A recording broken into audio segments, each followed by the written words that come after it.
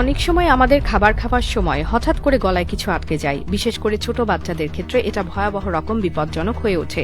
আর এই মুহূর্তে যদি দ্রুত কিছু না করা যায় তাহলে অক্সিজেন বন্ধ হয়ে প্রাণও যেতে পারে। এই সমস্যার সমাধান দিতেই চীনা উদ্ভাবকরা তৈরি করেছে এক অসাধারণ যন্ত্র, অটোমেটিক চোকিং রেস্কিউ ডিভাইস, যা সঠিক সময় ব্যবহারে এক মুহূর্তেই গলায় আটকে থাকা বস্তু বের করে আনতে পারে। এই ডিভাইস দেখতে অনেকটা একটি হাতের আয়তাকার পাম্প বা সাকশন যন্ত্রের মতো। উপরে থাকে একটি স্বচ্ছ কাপের মতো অংশ, যেটা ব্যবহারকারীর মুখে বসানো হয়। তারপর নিচের অংশ চাপ দিয়ে ভ্যাকুয়াম তৈরি করা হয়। এই ভ্যাকুয়ামের ফলে গলায় আটকে থাকা খাবার বা ফলের গুটি হঠাৎ চাপের মাধ্যমে উপরের দিকে টেনে বাইরে বেরিয়ে আসে। পুরো প্রক্রিয়াটি মাত্র কয়েক সেকেন্ডের, কিন্তু এর কার্যকারিতা জীবন রক্ষাকারী।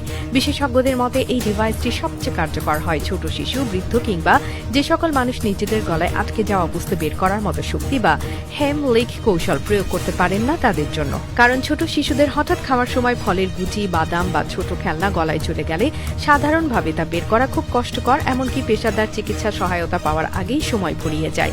এই যন্ত্রটি কেবল ব্যবহারেই সহজ না, এটি হালকা ও বহনযোগ্য। আপনি চাইলে বাড়িতে, গাড়িতে, স্কুলে বা কোনো পাবলিক জায়গায় রেখে দিতে পারেন। যখনই জরুরি অবস্থার সৃষ্টি হবে তখন মুখে বসিয়ে চাপ দিলেই কাজ শুরু করে। এতে ব্যাটারি লাগে না, বিদ্যুতের প্রয়োজন নেই, সরাসরি হাতের চাপে কাজ করে। এই ডিভাইসের আরেকটি বড় সুবিধা হলো এটি কোনো পার্শ্ব প্রতিক্রিয়া ফেলে না, যেমন গলায় সরাসরি কিছু ঢোকানো বা জোর করে আঙুল দিয়ে তোলার মতো ঝুঁকি এতে নেই। এটি শরীরের বাইরে থেকেই প্রেসার তৈরি করে কাজ করে, তাই ক্ষতির সম্ভাবনাও কম।